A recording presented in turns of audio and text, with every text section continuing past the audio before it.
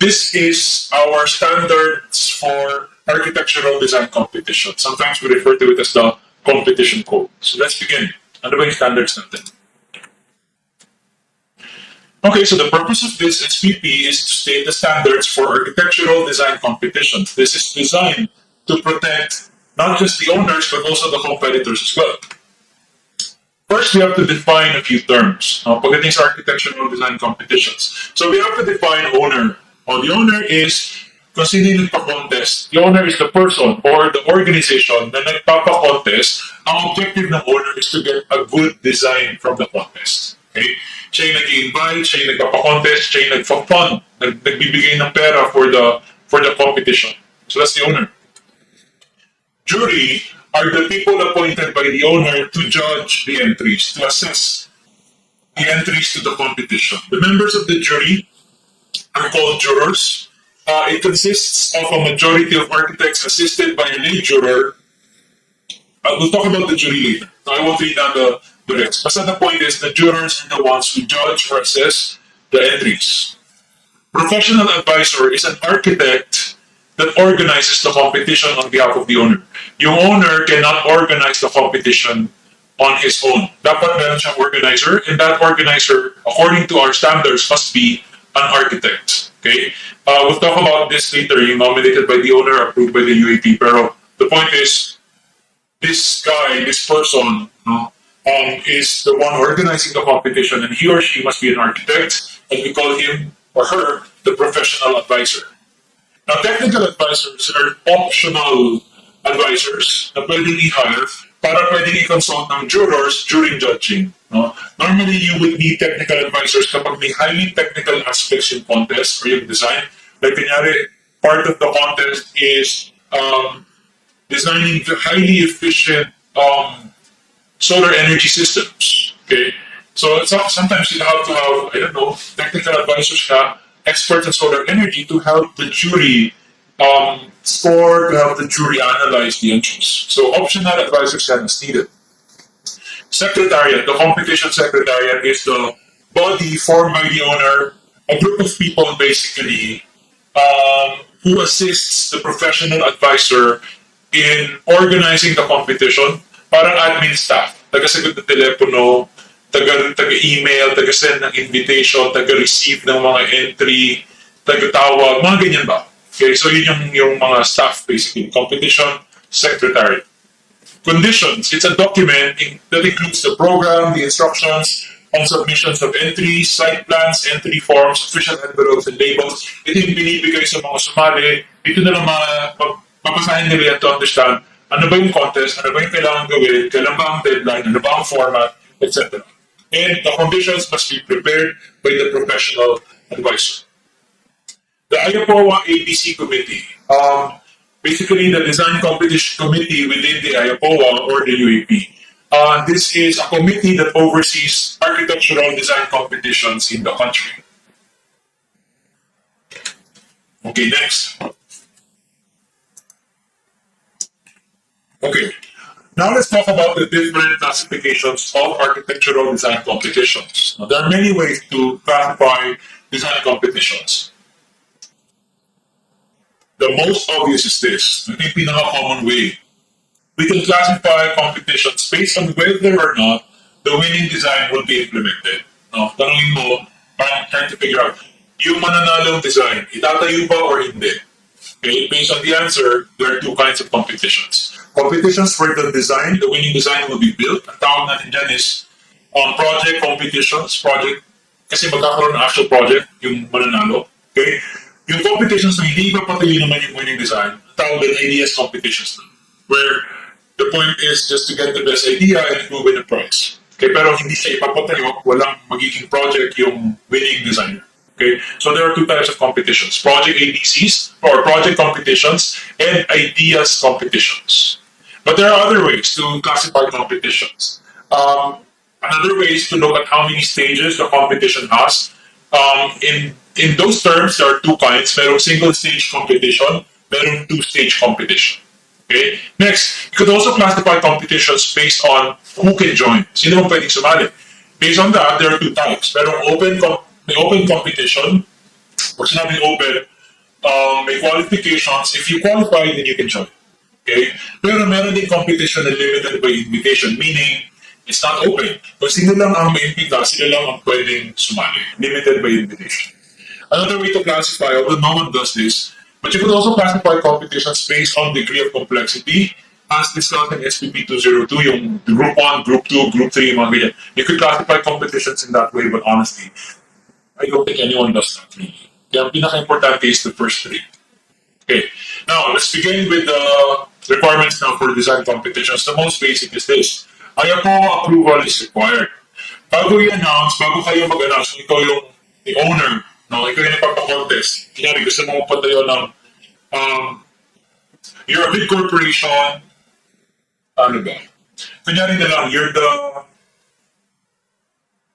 a local government, magpapatayo kayo ng bagong terminal or bagong monument or whatever in your city.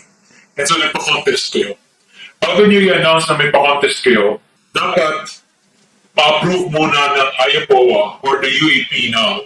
Dapat ma-approve muna ng IAPOA yung competition. Sabi kayo dito, before any official announcement is made by the owner, a written approval from the IAPOA of the conditions, the schedule, the ADs, the competition registration fee, the membership of the jury must have been received in writing by the owner through the ADC committee. Without this approval, now without the approval from the IAPOA, you cannot announce your contest yet. Okay? IAPOA approval is required. Next, after it's approved, now pag in-approve na ng UAP yung contest, then you can make the announcement. The announcement is called the Notice of a National Architectural Design Competition. It's issued by the owner with a request for publication in technical journals. The announcement should say kung saan makukuha yung conditions, paano sumali, may babayaran ba, etc. Dapat nakalagay din sa announcement na IAPOA approve or UAP approve yung competition. Now let's talk about the conditions. Again, the conditions are ito yung dokumento na ibibigay sa competitors, babasahin nila to know what they need to do to win, right? Okay, so important condition, not necessarily in papel, pero important general condition in any competition is anonymity. Now, nakalagay sa standards natin, it's essential that the anonymity of competitors be maintained until the final judgment, meaning all competitors must remain anonymous and the jurors must never know who designed which. Okay? Dapat anonymous yan. Okay? Second general condition, basic condition ito, the conditions, like meaning yung papel, yung mga instructions na binibigay sa competitor should be identical for everyone, obviously. Hindi pwedeng merong extra instructions na makukuha yung ibang sumali. Okay, the conditions should state the following clearly. Ano sa competition, ano yung problem na pinapasolve sa mga sumali, and ano yung requirements na kailangan nilang sundin, that they need to comply with. Okay? Next, the conditions should also clearly distinguish between mandatory requirements and requirements that permit the freedom of interpretation. Meron kasi mandatory requirements. Like, pag sinabing A1 size, that sounds mandatory, right? Like, parang A1 size, there's no other way to interpret that. It's A1 or A2 size. Pero yun yung mga requirements that permit the freedom of interpretation, like at a readable scale. Mga ganyan. So that kind of it's not exactly mandatory. Like your readability, it can be different for each person. So anyway, the point is, kung mandatory, dapat malinaw na mandatory. Para alam na kailangan sundin talaga strictly. Okay? All entries must be submitted in the manner prescribed in the conditions. Dapat sumunod sa format, sumunod sa deadline, sumunod sa number of boards or number of sheets, whatever. Next, the information in the conditions must be specific and must not be open to misinterpretation, obviously. Kapag mayroong second station competition, okay lang if there is supplementary information and instructions given to those competitors who proceed to the second stage. That's expected. Next, the conditions must state the number, the nature, the scale, the dimensions of the documents, plans, or models required in the terms of acceptance. Kailan ang deadline, ilang boards, kailan ang ganyan, meron bang ibang i-email, meron bang mga ganun ba? Dapat malinaw yung lahat. And ito important, very specific. Kung pagsasubmitin daw sila ng cost estimate, dapat may standard format. I agree with this. Kasi sometimes, pag hiningan mo ng estimate, some people would give you a very tamad estimate na parang per square meter lang. Some people would go as far as parang medyo naka-breakdown. Some people very detailed, no? So, hindi equal yung effort. So, para pantay-pantay, dapat may standard format. Let's talk about the advisor. So far, what we have said is the advisor is the one organizing it, the competition, and he or she must be an architect. Okay?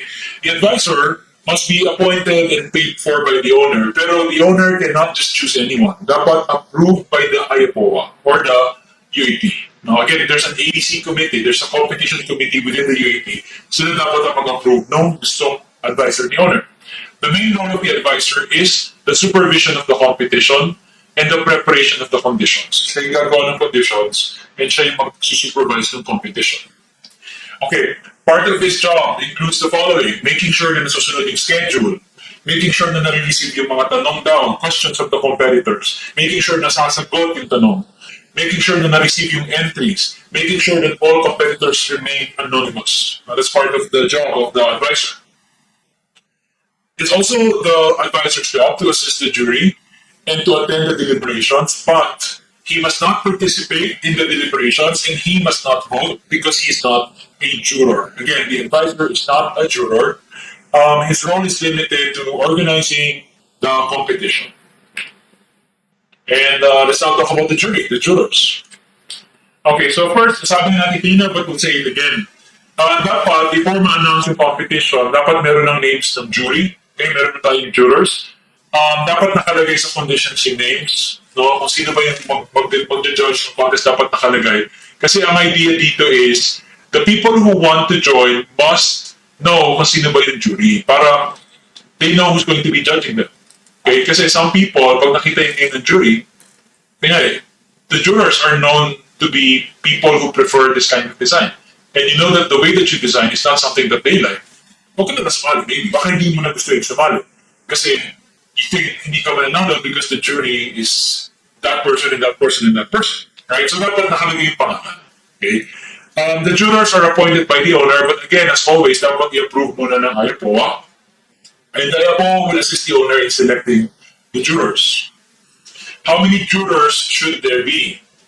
The jury must be composed of the smallest reasonable number of persons, as few as possible, but always should be outnumbered and should not be more than 7.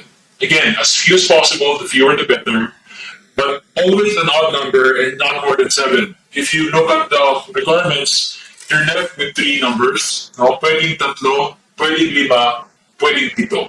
Okay, hindi pwedeng even number, and hindi pwedeng 1 kasi it's jury in the plural. So, I guess plural na yun dapat. Dapat more than 1. So, 3, 5, or 7 lang. Do they all need to be architects? No, but a majority of them must be architects. And also, to ensure na everything is legal, walang anything unusual happening, at least one of the jurors must represent the UAP or the IAPOA. Okay, one architect must come from the UAP. Can the owner have a representative? Yes, but not more than 1. Okay? Other requirements, it's essential that all of the jurors are present during all meetings, and also each juror must see the conditions before the conditions are given to the competitors. More requirements for the jury. The jury must vote on each design submitted. Okay? Hindi pwedeng, kunyari, the competition received 70 entries, but only 30 entries are presented to the jury kasi parang pre-selected na raw ni owner. Pinili na lang ni owner yung best 30. Bawal yun. The jury must see all submissions. Okay? The list of ADC awards, including the jury's report to the owner, must be signed by all jurors before they are dissolved. One copy of the jury's report must be given to the UAP or the IAPOA. Another important requirement, kapag 2-stage yung competition, sabi ng requirements natin, both stages should be judged by the same jury. Hindi pwede nagpapalit ng jury during the second stage. Bawal daw yun. Okay? Next, speaking of stages, kapag yung competition na-prove as a single-stage competition, bawal sila gumawa ng second stage. Bawal magkaroon ng second stage. Kasi approve sila as a single stage. Kung talagang gusto ng second stage, dapat magpa-approve ulit sa UAP na magkakaroon ng second stage. Okay, I'll explain later why. Pero dapat may UAP approval yan. Okay, next, any drawing, photograph, model, or other documents na hindi naman required must be excluded bago i-judge ng jury yung entry. Okay, dapat tanggalin. Kanya, hindi naman required ng scale model. May nagsabit ng scale model. Dapat tanggalin yung scale model bago makita ng jury yung entry.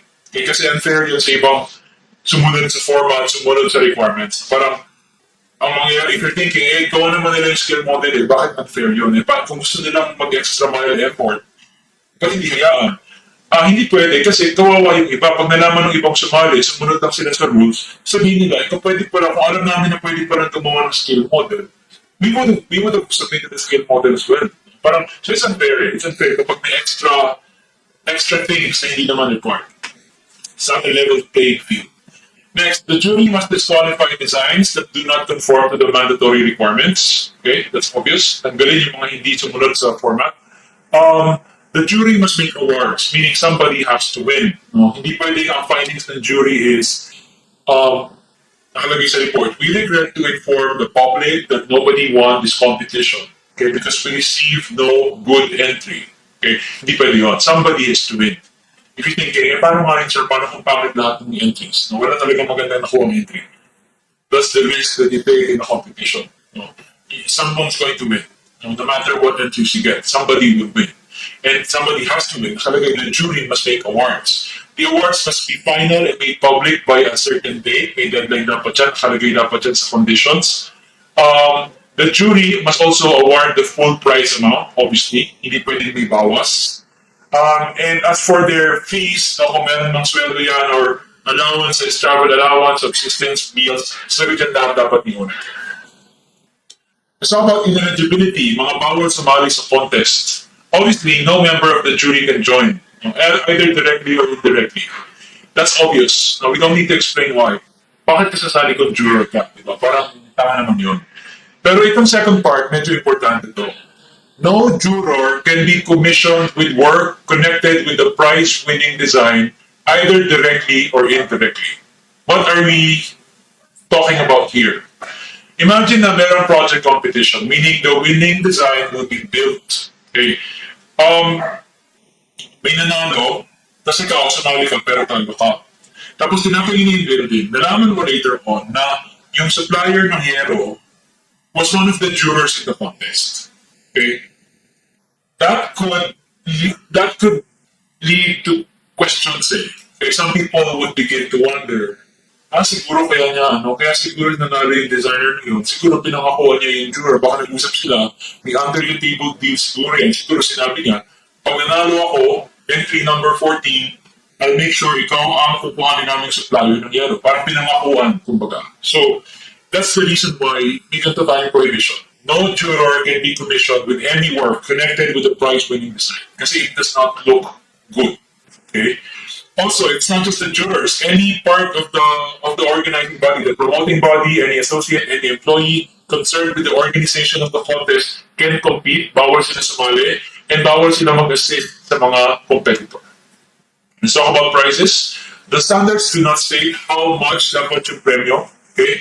Ang nakalagay lang, dapat malinaw sa conditions from the start magkano yung premyo, ilan yung premyo, and whatever the amount is, it must be related to the size of the project. Kasi, to be fair, especially for ideas competitions daw, wala namang ibang makukuha ang premyo yung tao kundi yung pera na yan. So, sana naman yung premyo is parang adequate to compensate them for their efforts. Okay? Kasi kung project competition, medyo okay pa siguro. Okay? Kasi bukod sa money, meron pa siya makukuha ang project. Pero kung ideas competition, premyo lang talaga yan. So, it's important na you compensate them enough. Wala silang sinabing guidelines kung magkano. Basta just enough para naman ma-reasonably compensate sila for their hard work.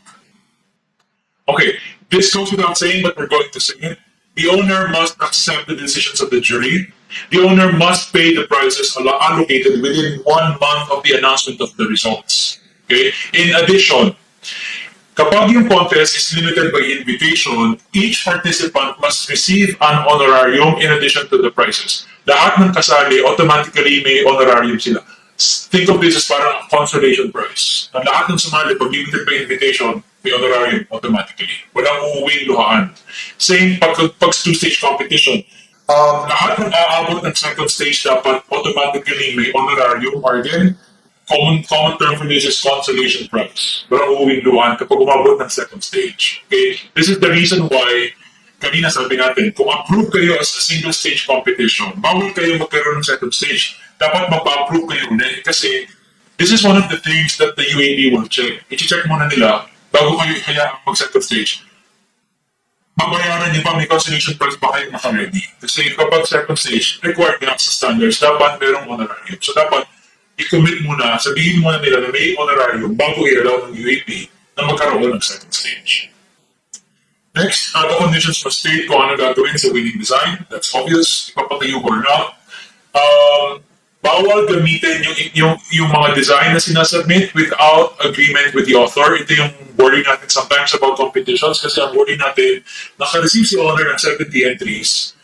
Paano kapag bukod sa winning designs, ginamit pa niya yung ibang entries? Diba? Parang tiba-tiba siya sa design options eh. Diba? Tiba-tiba, ang dami niyang options. Parang nananakaw yung design. Parang yun yung worry lagi eh. So anyway, nakalagay sa standard natin, bawal gamitin yung ibang design except by agreement with the author. Hindi pwedeng gawin daw ito ni owner yung mag-pick out siya ng portions of the entries to compose another design. Kunyari, gusto niya yung plan ng entry number 4, pero gusto niya yung facade ng entry number 17, tapos gusto rin niya yung landscaping layout and parking layout naman ng entry number 34. Hindi pwede yun. Okay? Again, just pick one design. Kung sino nanalo, yun yung gagamitin. Or kung may gusto kong ibang gamitin, kailangan, kausapin mo yung owner nun, mag-usap kayo, bayaran mo siya. Okay? Hindi pwede yung ninanakaw mo yung ideas from different entries. Next, in project competitions, the award of the first prize places the owner under an obligation to entrust the author with the commission of the project. Obligado si owner na kuhanin niyang arkitekto, yung designer of the first prize. No? Project competition, meaning the winning design will be built. The winning design will be built and the architect of record of the project will be the author of the winning design. What do you mean, sir? Parang obvious naman yun. Ba't kailangan sabihin yun? Paano kasi kung sinyari si owner, happy siya dun sa winning design, pero talagang hindi niya feel yung designer. Like, ayaw niya dun sa person. No? Like, ayaw niya makipagtrabaho sa person. Gusto lang niya yung design, pero ayaw niya yung designer. Gusto niya kumuha ng ibang designer. Hindi allowed yun. Okay, kailangan kuhanin niya as architect of record yung designer. You cannot separate the designer from the design. Ito naman, paano yung ganitang scenario? The winning competitor is unable to satisfy the jury of his ability to carry out the design work. Kunyari, it's a big project and you are a newly licensed architect and you beat the big firms and you won. Okay, like maganda talaga yung design mo, you won the competition. However, you are inexperienced. This would be your first project and this is a massive project. Okay, and the jury is medyo unsure. Nagulat sila, hindi ko expect na bata lang yung gumawa ng entry na yun, freshly licensed lang. Baka hindi niya kaya yung architect of record duties, ang dami niya dapat i-inspect, ganyan, parang hindi siya ready. The jury may require the winning designer to collaborate with another architect of his own choice. Bahala na mamili yung winning designer kung sino yung gusto niya. Ang idea is parang to mentor the winning architect. No? Nagkakaroon siya ng mentor. This mentor, I'm just calling it a mentor, pero hindi ginamit yung term na mentor, must be approved by the jury and the owner. Just in case hindi tayo sure kung kaya ba yung gawin or not. Next, paano kung ganito? The winning design, hindi talaga gusto ni owner. So, ayaw niya ipatayo. Nung nakalagay sa kontrata, ipapatayo dapat, pero ayaw niya ipatayo. Okay lang. No, walang pilitan, pero unfair din sa winning designer kasi napangakuhan siya na magkaka-project siya, pero lumalabas, hindi siya magkaka-project. So parang kumbaga, parang hindi niya nakuha yung full prize package. Okay? Ano nakalagay sa standards? Kapag lumipas daw isang taon, 12 months, and wala pa rin kontratang nasasaynan, the owner is required to further compensate the winning designer by a sum equal to the amount of the first prize. In other words, doublehin niya yung premyo. Kunyari, the price was 50,000 pesos plus magiging architect of record ka. So, nakuha niya na yung 50K, pero hindi nag-materialize yung project. If 1 year ang lumipas, walang project na lumabas, dapat bigyan ulit ng 50K yung winning designer. That's what this is saying. Okay? However, so that's true, that's correct. However, kapag dinoble yung premyo, that doesn't mean na pwede nang kunin ni owner yung design without the architect. Kunyari, ganito yung scenario. Ikaw yung nanalo, ako yung owner. I'm supposed to build your design. Gusto ko naman yung design mo, pero hindi kita gusto as a person. Like, parang, hindi lang talaga tayo, our personalities are parang, we just don't like each other. Or I just don't like you. I don't like you and I don't want you to be my architect. So I asked everyone, can I just build this design without this architect? And sabi sila, no, you have to hire him. You have to hire him. Eh, ayaw nga kita i-hire. So lumipas ang isang taon, hindi ka na-award ng kontrata. What should I do? I should double your price money. And I did that. Oh, now that I've doubled your price money, can I now take the design and build it without you? Can I now tell you na, give me the design, look at the premium mo, please go away, let me build the design now without you. No, I still cannot do that. Nakalagay kasi the owner does not acquire the right to carry out the project except with the collaboration of the author. Again, inseparable yung designer at yung design. That's the basic concept there. Okay? Now, in an ideas competition, what if tuwang-tuwa si owner? Hindi naman dapat ipatayo, pero ang ganda talaga ng idea. So the owner decided to implement the project. Pwede ba yun? No problem. Basta, kuhanin yung architect of record yung author, and dapat acceptable yung terms. Pag-usap sila in other words. Ito, side question. Pwede bang kunyari ako yung owner, and ikaw yung nanalo. Okay? And I don't really like your design. I don't understand why you won. But I have to accept the decision of the jury, right? I have to accept that decision na ikaw yung winner. So, binigyan kita ng premyo. Ang gusto ko talaga is yung second place, hindi ikaw. Pero second place siya eh. Okay? Ikaw yung first place. So, binigyan kita ng premyo mo, may premyo siya, ganyan-ganyan. Pwede ba instead of implementing your project, I implement the second place? It's just a theoretical question. I'm just reading between the lines of all the rules. Okay? So to answer that question, we have to figure out what's going to happen. So if we're going to do this, ako yung owner, tapos nilapitan ko si second placer, sabi ko, second placer, I like your design, I want to build it. Can I do this? If I do this, it means I won't be building your design because first placer, and I won't be building your design. If I don't build your design, what am I supposed to do? What should you get in return? Ang sabi dito, doblehin ko yung premyo mo. So, I'll do that. Doblehin ko yung premyo mo para wala kang reklamo. And now I go to the second placer. Okay, second placer, I'm going to build your design. Pumayag naman siya. Nagkasundo kami. Can I do that? In other words, pwede bang magreklamo si first placer? Sasabihin niya, uy, bakit nyo, anong ginagawa niyo? Parang you're cheating on me. You're supposed to build my design. I won the contest. Why are you talking to this second placer? Based on the rules, honestly, I don't think that you have the right to complain kasi ang nakalagay lang naman sa rule, kapag hindi nag-materialize yung project within 1 year, dapat doblehin ko na yung price money mo. Okay, dinoble ko naman, so wala ka na dapat reason to complain. Hindi ko naman inaagaw yung design mo, wala namang nawawala sa'yo. I compensated you correctly according to the rules. There's nothing in the rules saying na I cannot go to the second placer. In fact, if anything, ang nakalagay sa rules is this. So there's something here kanina, I don't know.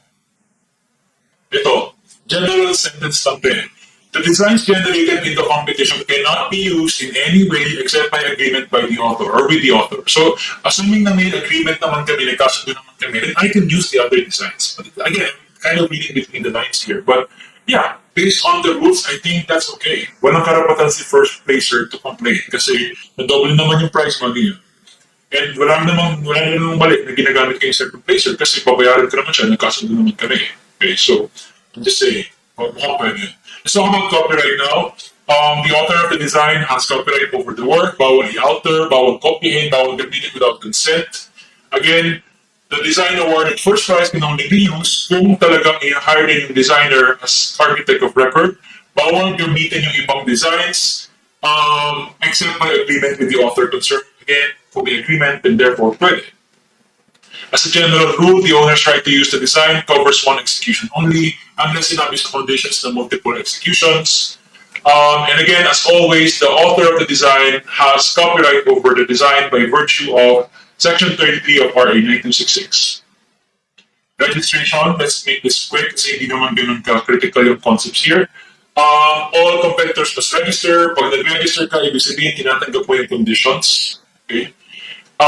Pag nag-register ka, you get all of the documentations. Now, sometimes they may require you to pay a deposit. Okay, this is okay. Pwede naman yan. Yung magbabayad ka ng 500 peso deposit, refundable when you submit your entry. Ang purpose kasi ng deposit is to discourage yung mga nuisance competitor, yung mga nagsasign up, hindi naman pala sasali, hindi naman seryoso. So, kapag di ka sumali, then you forfeit your deposit. You lose the money. Pero, kung sasali ka naman, dapat ma-refund sa iyo. Nakalagay, the deposit must be returned. Kapag nag-submit ng design, yung sumali. Insurance is required. All entries must be insured just in case anything happens. Masira man yan, bahain, masunog. May insurance na makukuha dapat. May pwedeng makapag-claim sa insurance dapat yung competitors. Exhibition and entry. Lahat ng design, kahit na disqualified pa yan, basta lahat ng sinabit must be exhibited to the public for free for at least 2 weeks. Kasama sa exhibit yung jury's report. Again, 2 weeks, open to the public free of charge. This is for transparency purposes. The owner must notify all competitors about the exhibit, kailan, saan, and also the owner must send every competitor a copy of the jury's report. The owner must also inform about the IAPOA exhibit, and the owner must send photos of the winning designs to the IAPOA just in case the UAP wants to publish. Return of the projects. Okay, ito medyo intense yung word and destroyed. Some people get surprised. All drawings, all plans other than the winning designs must be destroyed at the end of the public exhibit unless provisions are made to the contrary in the conditions for the competition.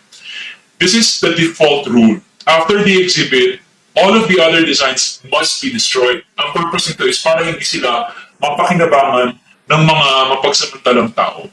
Parang we'd rather destroy the designs rather than manakaw pa yung ideas. Okay? Pero if you're thinking, parang ang intense naman ng destroy. Bakit destroy agad? Di ba pwedeng ibalik mo na?